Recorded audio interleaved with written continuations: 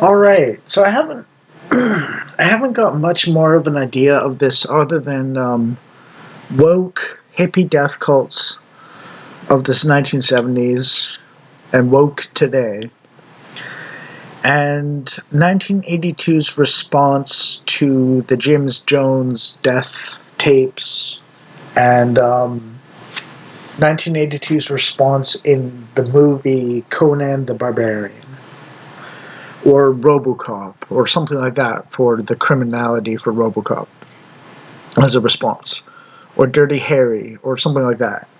Um, for the black crime rates and so on, and the feminism and so on. Um, there's a certain element to the left that extends the franchise and favors the fringes and so on that is healthy at the beginning and grows and grows and grows until eventually it abandons the core of civilization and tries to put the fringes, the natural fringes, at the center against God's rightly ordered scheme of the universe and so on. This is not to say necessarily that I believe that the fringes should be totally cast into the outer darkness forever, where there's screaming and gnashing of teeth and so on. But if that must be the case because there's no choice other than to do that, or send the core of civilization and humanity to the outer darkness, then you know where I stand in terms of my loyalty and so on.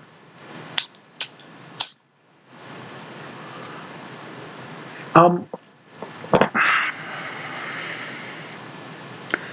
there are some nitpicks people have with Conan the Barbarian, Arnold Schwarzenegger's 1982 movie, compared to the Conan the Cimmerian from Robert E. Howard himself, the creator of Conan the Barbarian, basically.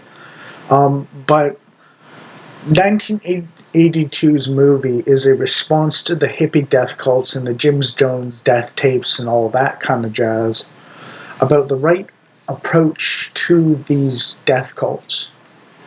Um, People don't like the word revenge, and I understand a lot of why that's the case. It's in my heart. So I'm not saying I want revenge in terms of like just like you hurt me, I'm going to hurt you 10 times more kind of thing, um, necessarily with Charlie Kirk. But there's going to be a reckoning, and there's going to be a quality of revenge to it, and that's good, I think, on some level. Um, and it'll be just. Vengeance, retribution, right? With all the qualities of revenge that can have, and all the qualities of justice that can have at the same time, basically. The emphasis of restorative justice, where you just let a violent schizophrenic out of jail every time he does something wrong until eventually he murders a war refugee who's safer in the war zone than they are in a peaceful, not peaceful, but a peacetime, not officially at war, country, is a call for a reckoning. And it's going to be revenge driven on those who have blighted society at large and so on. There's no avoiding it. There's no justice without some sort of retribution that's at this point. Um, Now, some people might characterize that as the right wing, destroying woke, and there's an element to that, but it's not entirely that. Some people would say it's about criminalizing black people and so on. And that's not quite what I mean either. But an element of recognizing the criminality of the black people and cracking down on criminality itself will be a function of it. People will paint it as you just hate black people, but it's really just we hate criminals. And black people happen to be the most criminal. Um, um, and the thing is, like, there's one of the reasons why this isn't just bloody-minded revenge entirely is that a lot of black people actually don't like black criminality. They actually want to live in a peaceful, safe neighborhood that's prosperous. And the emphasis is on crime causing poverty, not poverty causing crime. Now, I will say there's an element of truth to both of these, but a stable world order requires retribution on wrongdoers, even if they're poor and suffering themselves. Like, it just needs to be the case. There needs to be a basic moral standard enforced. It can't be, like, cultivated. It has to be enforced on some level. There has to be, at some level, on some point, a punishment for wrongdoing.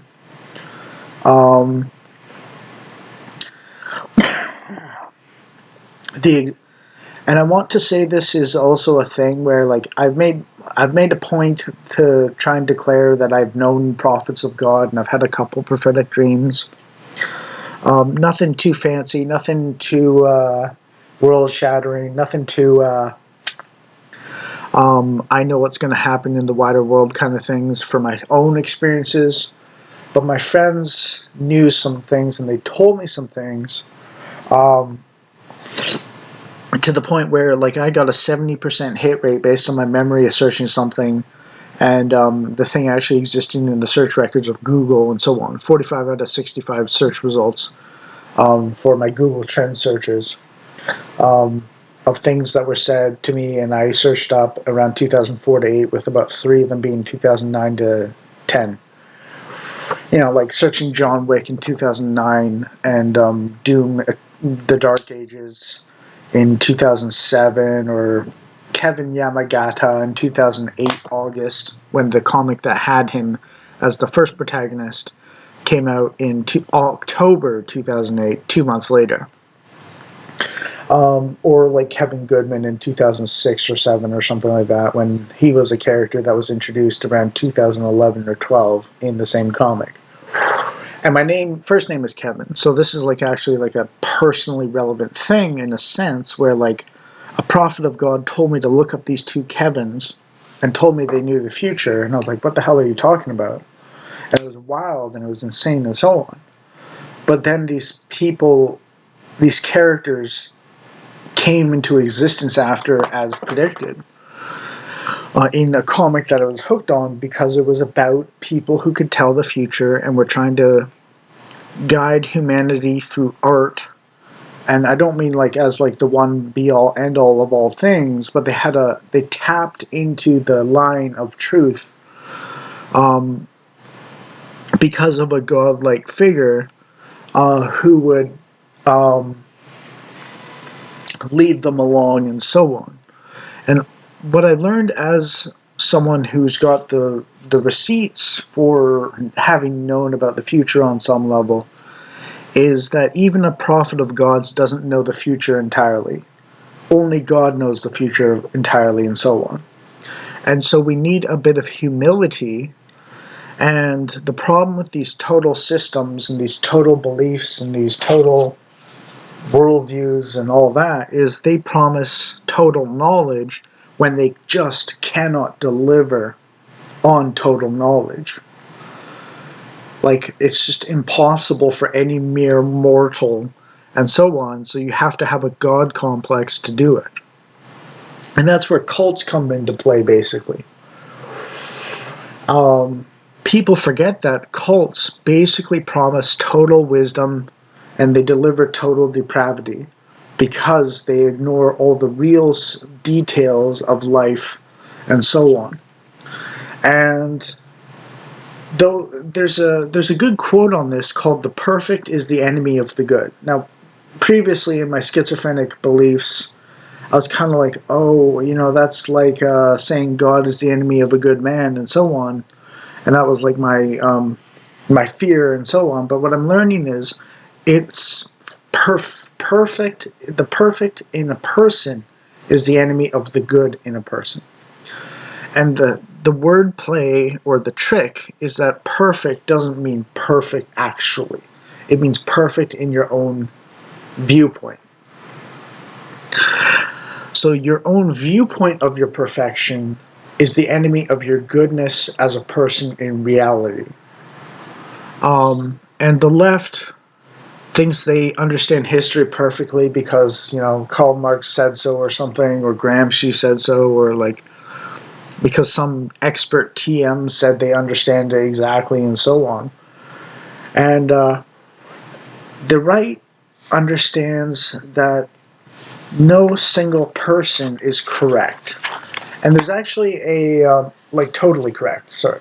You can be very correct, you can be fairly correct, you can be somewhat correct, you can be kind of correct. There's an element of truth, there's a lot of truth, but there's no total truth in any mere mortal human.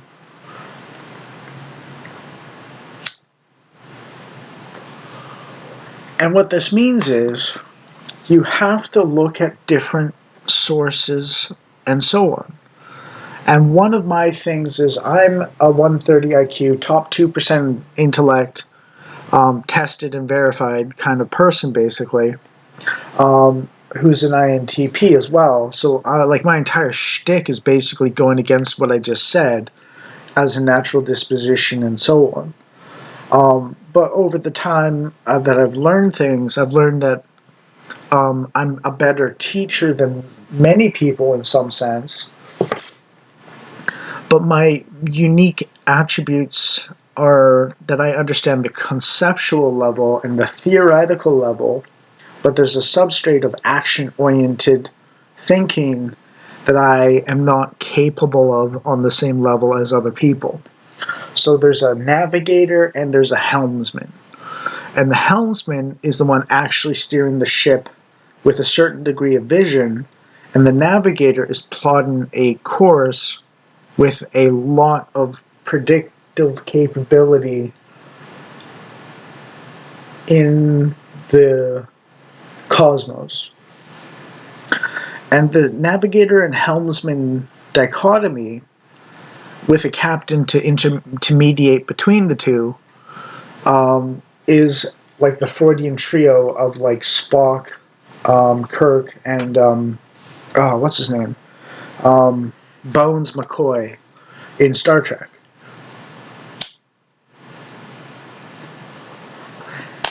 In terms of social things.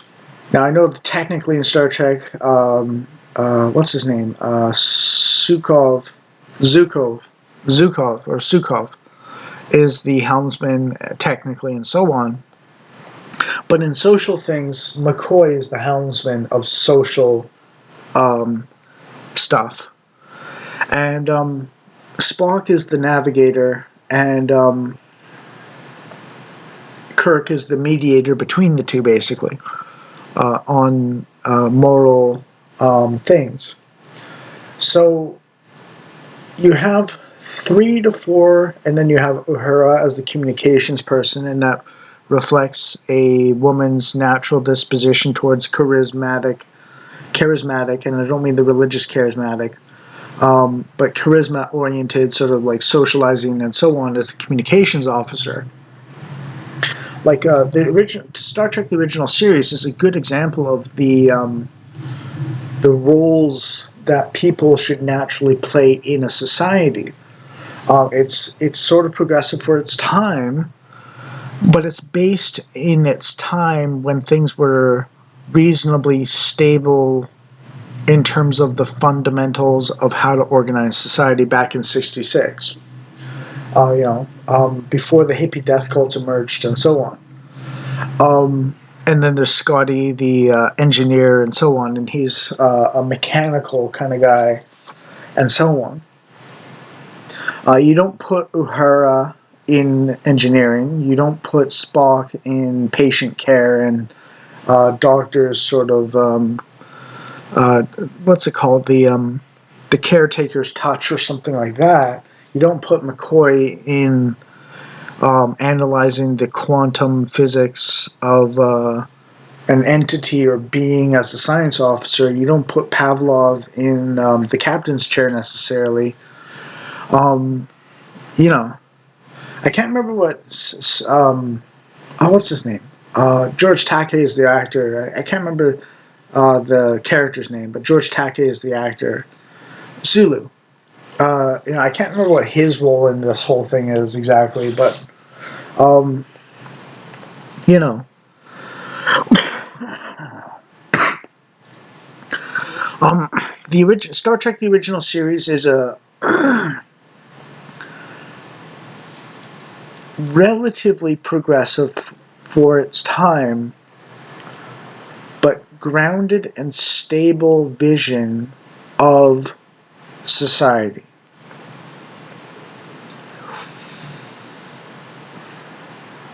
Um, and that's specific to the original series of Star Trek. Um, it's. I'll get back to the navigator and helmsman and captain thing. So the captain dabbles in navigation. He dabbles in helmsmanship. He's got a lot of experience behind him in uh, the standard crew and um, all of their roles and details and so on. And Donald Trump is the kind of person who actually learns and listens to his underlings and their specific duties and tasks and living and so on. So he's not exactly having lived through being a plumber, let's say, for the White House. But he will ask the plumber of the White House, hey, what are you doing here? What's the kind of life like? And what's your day to day? And so on. So he's got a facsimile or a proxy for being the captain of a 1800 ship or 17 or 15, 1600 ship, of having lived through the day-to-day life for, let's say, 30, 40 years, from 15 or 12 onwards, until he gets to captain of the ship.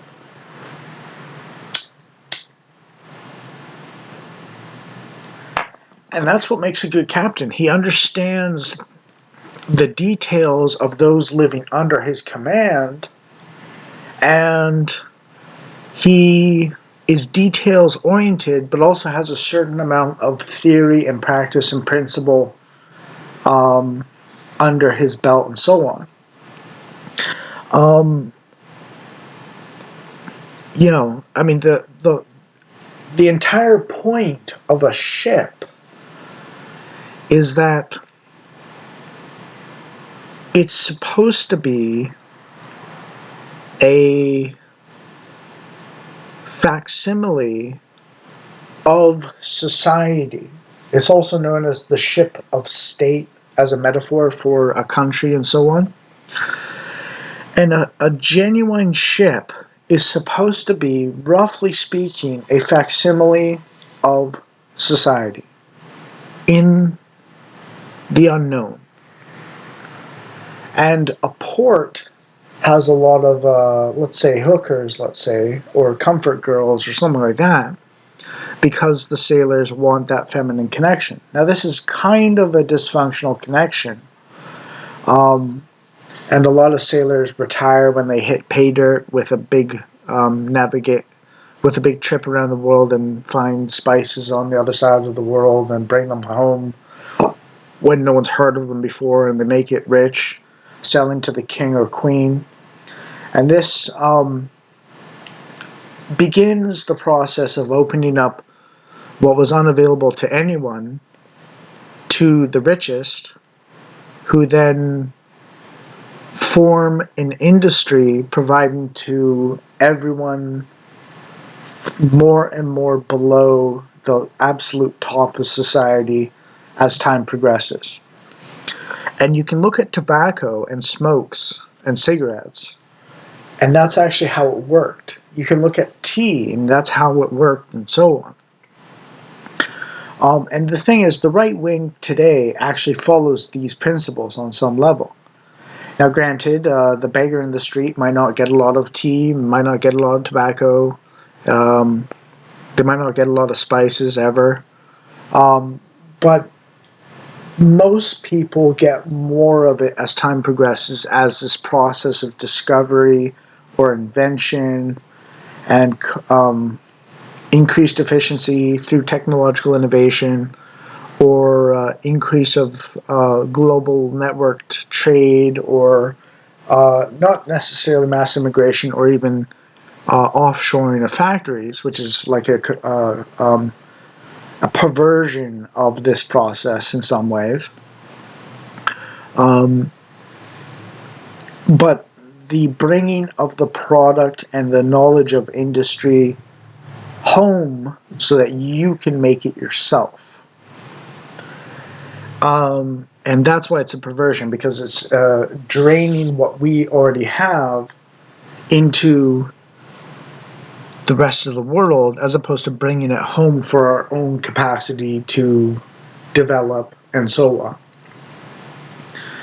And the betrayal is in the process of taking a limited state, like it's got borders, right? It doesn't envelope the entire known universe or the entire world or something like that, but it's limited within space and time state that is supposed to represent its limited in time people, limited in time, space, and people, represent them, and it's representing other people's interests primarily over the native-born population. That's a betrayal. Everyone is supposed to try and take in for their own people the good stuff and prevent the bad from coming in or punish the bad coming from them, um, especially to their own people. And the tragedies should be, and taking care of their own should tragedy strike. That is actually the way the world's supposed to work. It's a fundamental existence of the world on some level. There can be a little bit of possibly taking care of people on the other side of the world, but the problem is that the woke have gotten to making that the one thing that's allowed and everything else is not allowed of this whole process or thing or whatever you want to call it.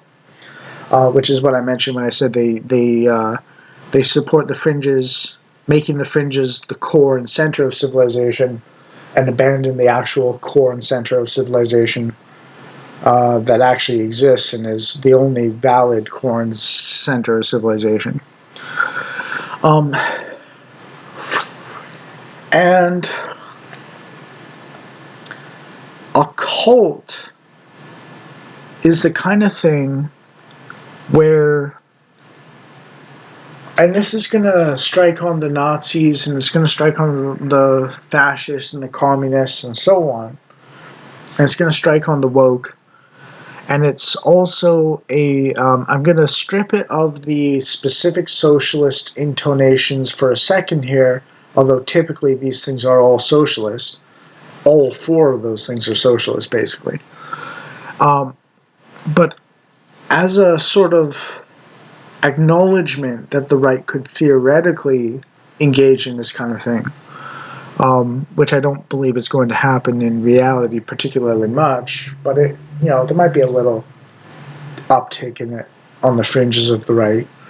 Um, you know, um, the right wing is relatively self-regulated, to be honest, unlike the left, which is why there's at least one person in basically all large enough groups that is like an evil person, but like the right typically fringes their insane people, and the left glorifies their insane people, basically, is a typical thing.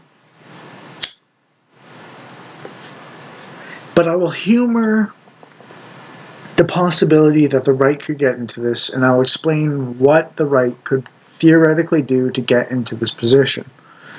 And that is center around a leader as the divine. A human leader as the divine. That's literally what a cult does. And the reason why socialism and the left and woke and so on do it so heavily is because they don't believe in a proper transcendental vision of the universe.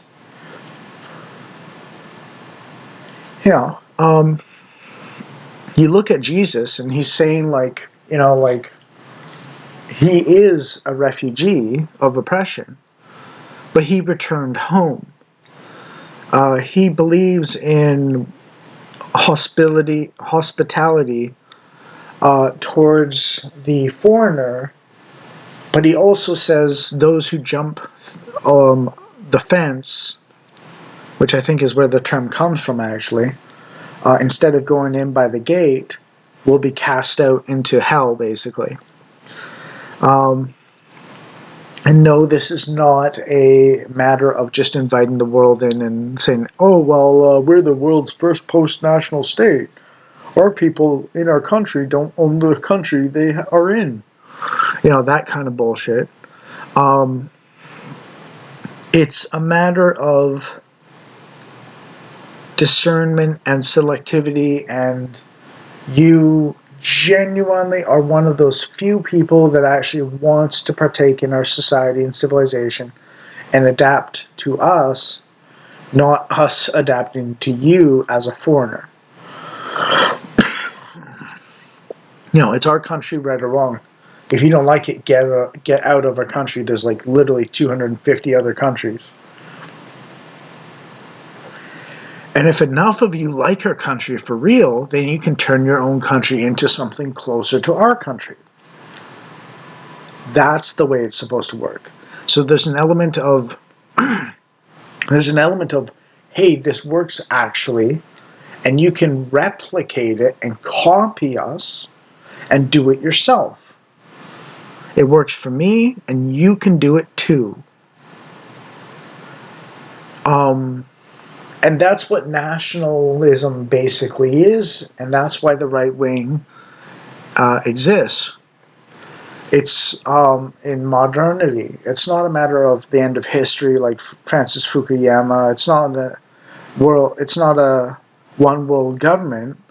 It's a respecting the individual as part of the group and also as their own person at the same time. So when leftists are quoting neither Jew nor Gentile nor man nor woman nor and so on, they're overrepresenting one element and forgetting the historical context of Jesus in this regard when he was talking about the Jews' opinion of the goyim of the Romans. And this is also particular to Christianity, where you are brothers and sisters in Christ. It's not brothers and sisters in Marx. It's not brothers and sisters because you just happen to be of the same species. It's brothers and sisters in Christ. And Christianity respects the individual as well as promoting and expanding of the franchise in society and so on. But there are limitations to it on a hard level. Like there's a hard cap and soft caps before it of how far you can enfranchise the fringes and so on. And by the fringes, I mean the those who are not generally, conventionally moral and so on. And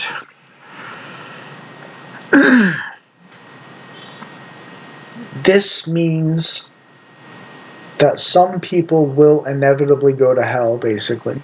They will go through hell, they will go to hell, they will suffer, they will have tragedy, they will die futile and useless deaths. Accepting that some people will always exist that have that happen to them throughout time is an unfortunate but necessary reality and so on.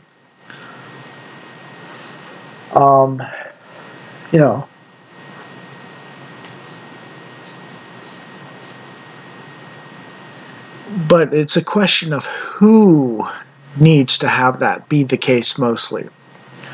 The fringes need to have that be the case mostly. Because the fringes are not about a solid, rock solid foundation and core. The fringes are about those who wander aimlessly and wildly and so on. The freedom and chaos element needs to be understood as chaos. And the order and structure people need to be understood as order. And the chaos should be at the fringes, mostly, and the order should be mostly at the core and center. That's just how that's not even like a, how do I put this? It's like a it's like a specific fundamental aspect of just the human condition, right? Like it's your experience. You know yourself, you know those around you a little less, and so on, and you take responsibility for those you care about who are directly related to you, like friends, family, neighbors, stuff like that, church members. But you take care of yourself first on some level.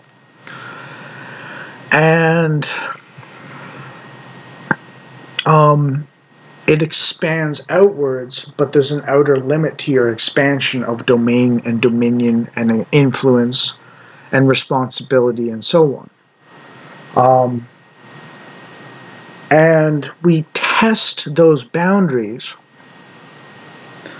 but we might even push those boundaries a little bit, but at the end of the day, we're centered on ourselves and we enmesh in looser connections with a further and further increased society. That's just a fundamental mode of limited existence and being a mere mortal. And the left wants us to obsess about the people on the outside of our capabilities, let's say, at the expense of ourselves on a fundamental level. And that's cultish, because basically the super rich and the Machiavellians and so on look at this dichotomy and they say, I will be the champion or embodiment of you caring about everyone but yourself, so give me all your power and so on. And they will also say, for the right, well, this is both left and right, but like the left is a little more cultified because the right has this stance already locked in for themselves on some level, and they don't typically follow cult leaders typically when they're actually right wing. The left has problems managing action-oriented details work stuff, and they live as the essence, not the existence. To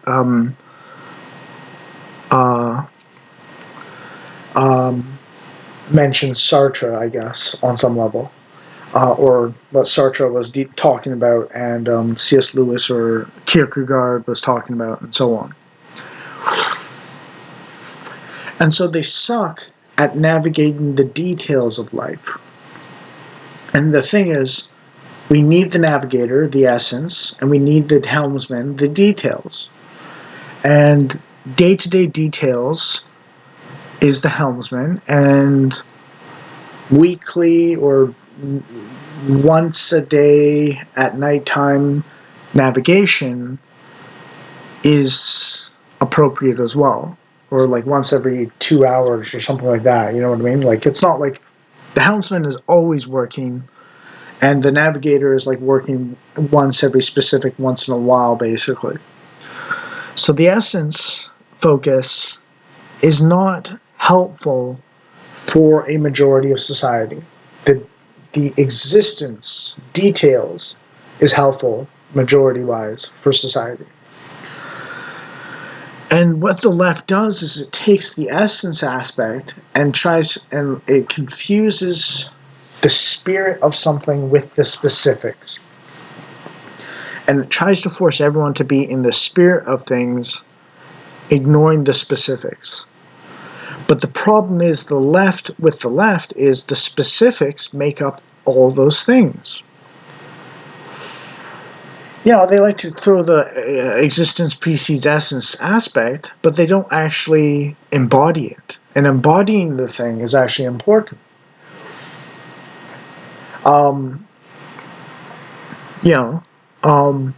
Essence and existence coexist, and they both exist at the same time. The essence and the existence can both change over time, but there will be a certain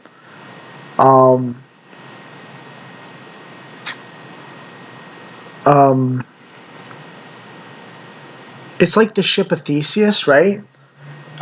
If that makes sense. It's a bit like the ship of Theseus, right? Like the essence of the ship will change on some level because you are literally replacing pieces of it, but there will be a piece of the essence that stays the same even as you replace all the specifics with different things. So the ship will still exist on some level, and so on. So you think of the ship of Theseus and you think of the ship of state, but you remember that it's a ship. It's got a purpose. It does things, and it's a limited existence. It's not an airplane, it's a ship. It's designed for a specific context. And we are designed for specific contexts. And when you go against the natural order, the natural order of God, everything falters and it becomes dysfunctional and so on. It's not rocket science. And even rocket science is for a spaceship, a specific context, right? We're talking about the existence of limited beings in infinite space and universe and so on. Existence. Limited beings with an infinite existence. And the right ordering of what goes first as a prime axiom or principle or first principle or whatever you want to call it. And the thing is, what I've learned is there's a plurality of existence that is legitimate functionally on some level, like there's a purpose to its existence on some level for a lot of these things.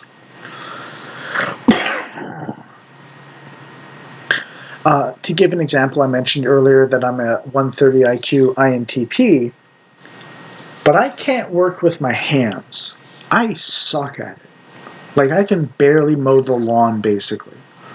Or, like, pitchfork or shovel grass clipping compost into a wheelbarrow to dump at the compost in the back of my yard or whatever when I was growing up and so on. I can't do that very well. I can barely do that much, basically. Like, I'm not good at it, basically. I can kind of paint the outside of a house, but that's because I was taught that. So I understand my ability to teach and process concepts is a niche role, not how all of society should be. And Marx thought everyone should be all things all the time. And that's why he's a failure. And the thing is, I've been kind of on the leftist spectrum as a natural leftist for quite some time. But my IQ, I guess, basically told me, look, you can't actually support this for everyone because there's something about it that's dysfunctional. And I studied history and society and made my predictions and watched the flows of the world and how it develops and so on. And what I'm saying is, even as someone who's remarkably gifted in a bit of a prophetic capacity, in terms of just conventional secular prediction capabilities, who knew people that were directly told by God the future, who told me to look up things that they said were going to be relevant 20 years later, so that I can prove there's a receipt, there's a record of someone looking up these odd things and so on within a span of 2004 to 8 in my area. I am not the be-all, end-all, even if I'm legitimately a prophet of God. And everyone else that tells you they are is a fucking liar. They're despicable tyrants. They have a God complex, but they serve Satan, is the best way to put it.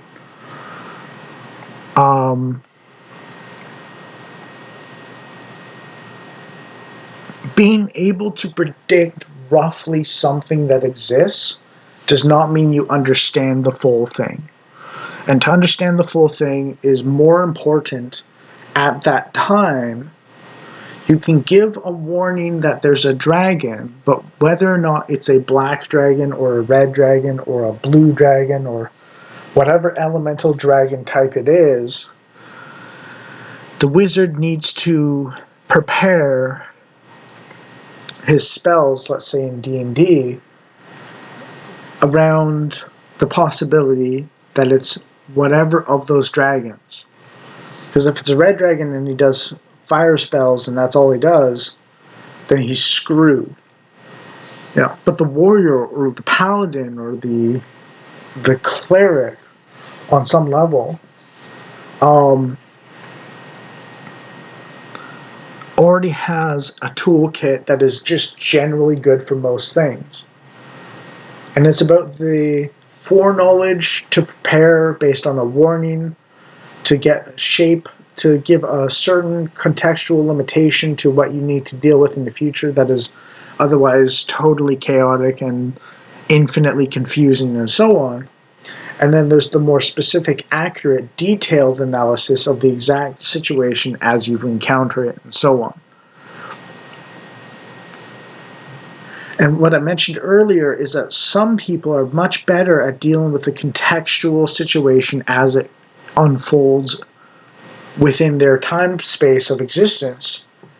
And I'm more naturally disposed towards watching the flows of civilization and society and changes and so on, and giving a very rough, low resolution image more ahead of time, so that they have something to work with, that they can do all their personal, intellectual, instinctual, intuitive, feeling, sensing processes, action-oriented processes, with less uncertainty and more accuracy than if I didn't warn them accurately ahead of time. But they have to do the walking. I can tell you in the distance there's a mountain, but in order to map it out properly, someone has to walk there and look with their own eyes and draw the map, is kind of how to put it. And there is no substitute for actually existing and processing the thing as it goes on.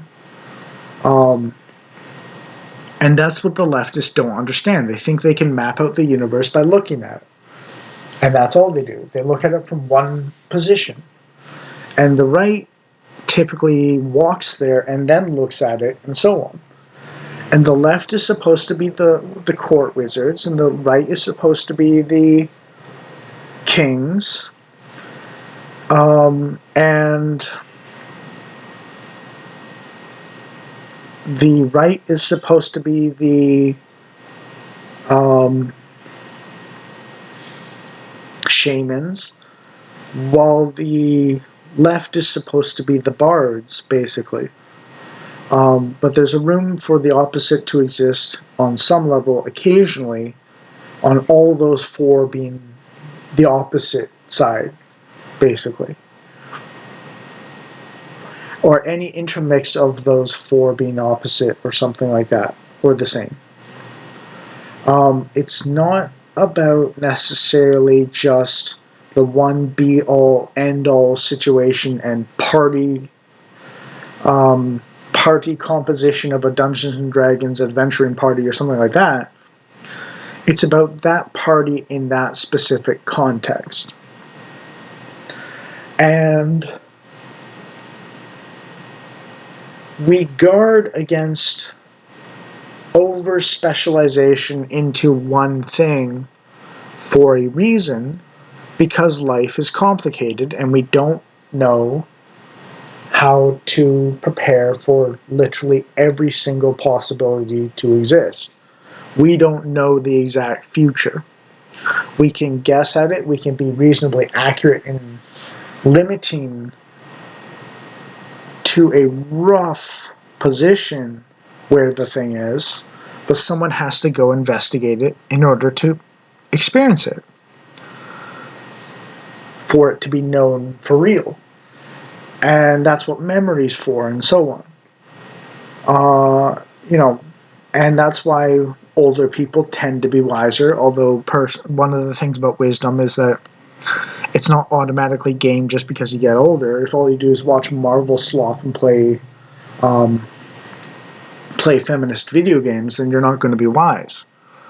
You have to experiment with the world and actually record the results, and then process the through lines of essence and spirit of the thing and so on. And you also must account for the outliers and so on. And this is why, even if all of humanity does this together, based on accurate communication and so on, we are limited technically, and we will not become gods, no matter what anyone says. We are fundamentally at the mercy of God Almighty. The thing is, He loves us, and He provides elements of capability to us on some level, but we are always going to be not God. We are always going to be limited.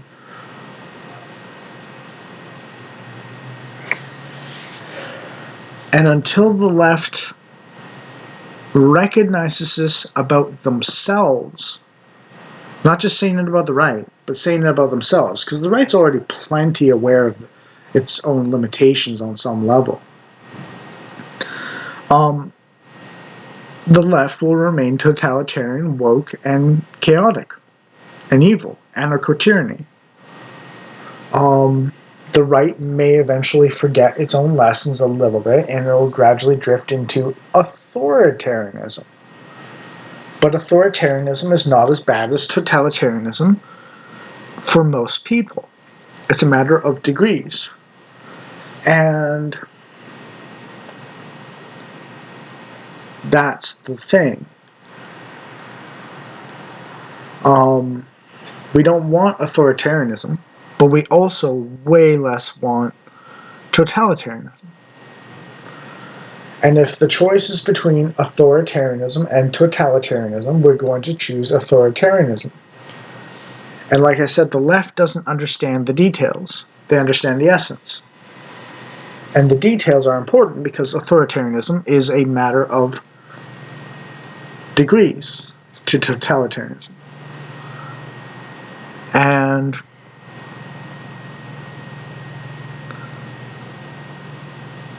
that's why the left is idiotic at the moment, because they're one-sided in their understanding. But the right is made up of mostly people that tried to understand the left and had some success and so on.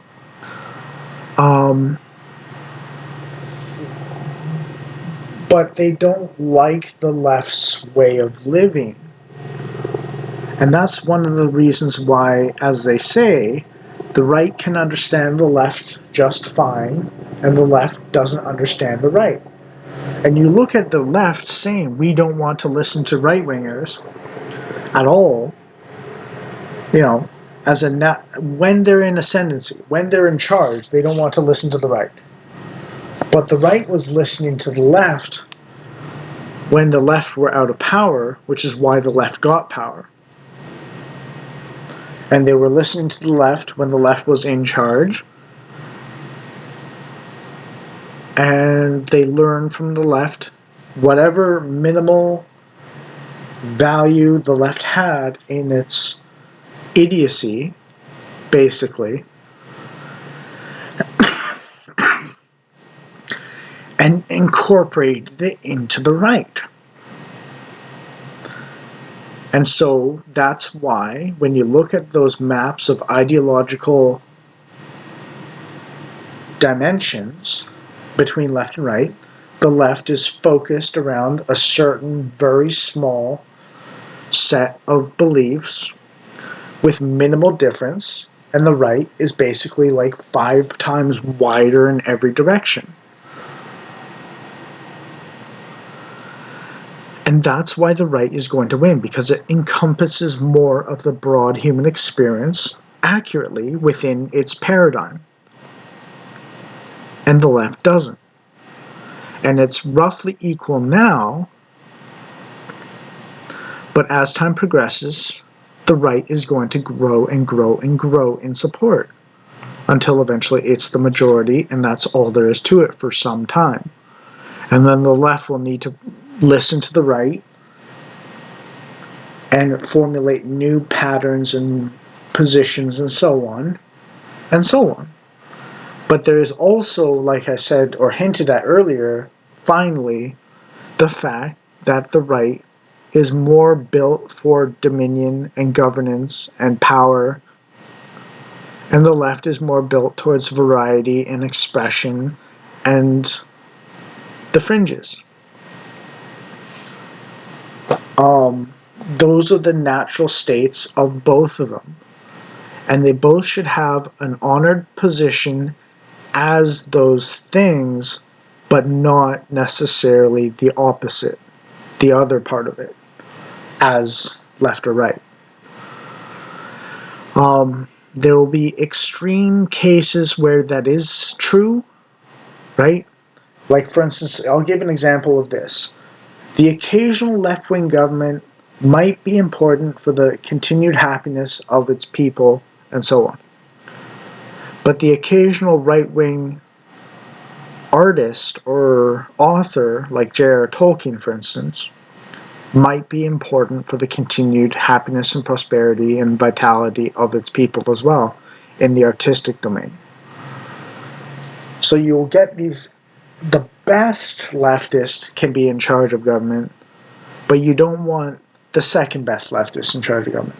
The best right-wing author can be an icon of fiction, but you don't necessarily want the second best right-wing author, to put it in a hyperbolic and simplistic way, basically. I mean, maybe it's the top 10 each, but like, you know what I mean? It's like, there's like 1,000 of them, and you want the top 10 of each, and those are the outlying cases of when it's okay for there to be a reversal of this principle and so on, if that makes sense. So I'll leave it there, but basically 1982 Conan the Barbarian was an answer to the hippie cults of the 1970s and the Jim Jones death tapes. And woke is a death cult. The left the left is not always a death cult necessarily, but woke definitely is. And if you want to understand the right-wing stance on death cults, it's Conan the Barbarian.